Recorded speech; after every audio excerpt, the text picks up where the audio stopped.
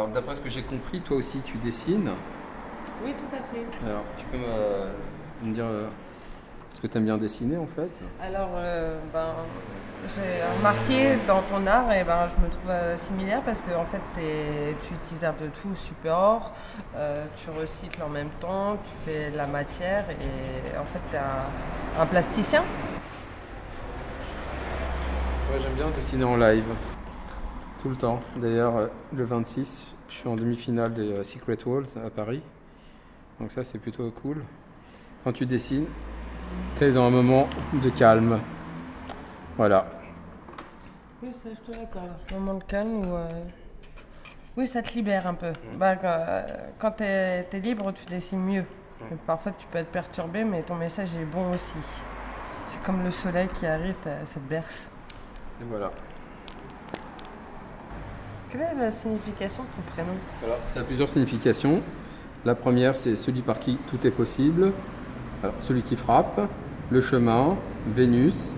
Alors en syriaque, ça veut dire aussi le roi. Ça a plusieurs significations en fait. Mais toujours cette idée que la chose est possible, que, les portes s'ouvrent devant toi. Hein. Taraqa, el tariq, parce que c'est pas Tarek en fait, c'est Tarq. Hein. El tariq, c'est le chemin. Et donc c'est un prénom qu'on retrouve un peu partout dans le monde arabe, également en Inde, au Pakistan. Et c'est un prénom qui est à la fois porté par les musulmans, les chrétiens et les juifs.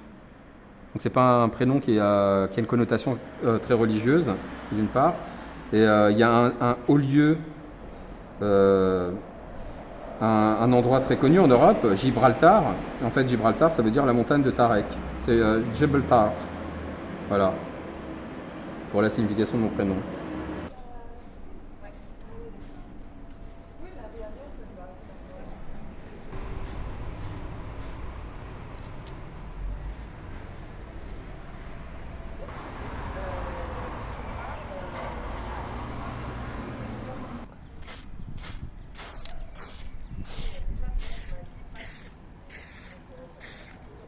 Donc là, il y a un des murs que j'avais peint il y a 2 semaines, avec 2 têtes de mort, juste à côté d'un mur d'Ernest.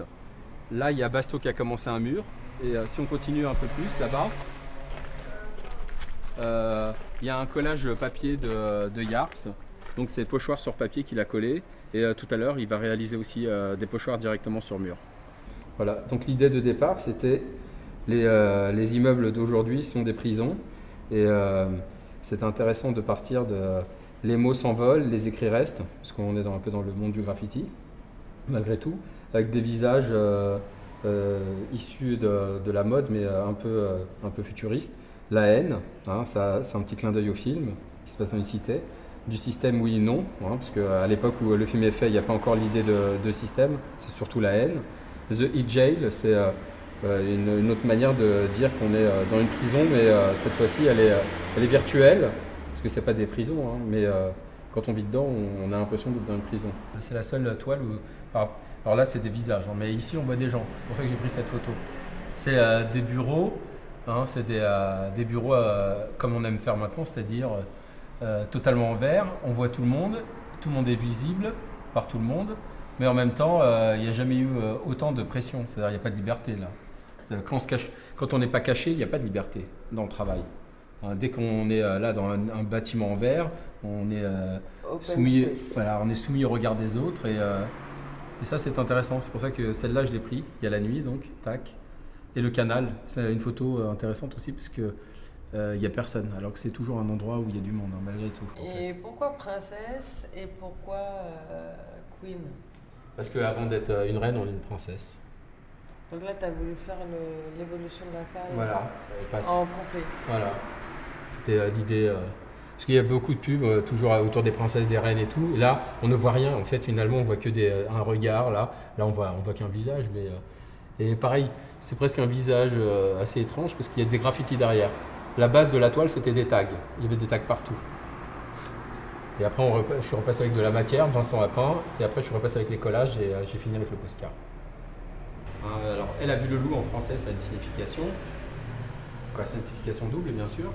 Il y a la déclinaison du chaperon rouge donc dans toutes les langues, la déclinaison aussi du loup, avec quelques images tirées de films pornographiques français, quoi, et érotiques plutôt. Et l'idée, c'était vraiment de prendre des images discrètes. Hein. Alors quand on se rapproche, on les voit, mais quand on est loin, on ne voit que le loup. Hein, c'était ça l'idée. C'était quand on est curieux, on va regarder un peu derrière les détails. Voilà, le Judas. C'est hop, on regarde. Et il y a les dialogues réels du chaperon rouge ici.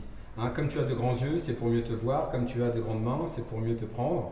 Hein, voilà. Donc c'est vraiment les vrais dialogues. Et donc ça raconte une histoire. Alors c'est la première toile que je fais un peu dans cet esprit où, comme je suis aussi auteur de bande dessinée, je raconte une histoire qui se lit dans ce sens-là, comme on lit une bande dessinée en fait. Alors ça c'est un mur qui a été peint par Jody Bonnat le jour du vernissage de notre exposition. Alors, il a plusieurs, lui c'est quelqu'un qui vient du graffiti hein, bien sûr. Alors, il a commencé par faire un graphe, ensuite il a fait un grand collage. Et c'est un collage papier. Une fois que ce collage papier était bien stabilisé, il a commencé à le déchirer pour créer cet effet là de matière par-dessus le graffiti.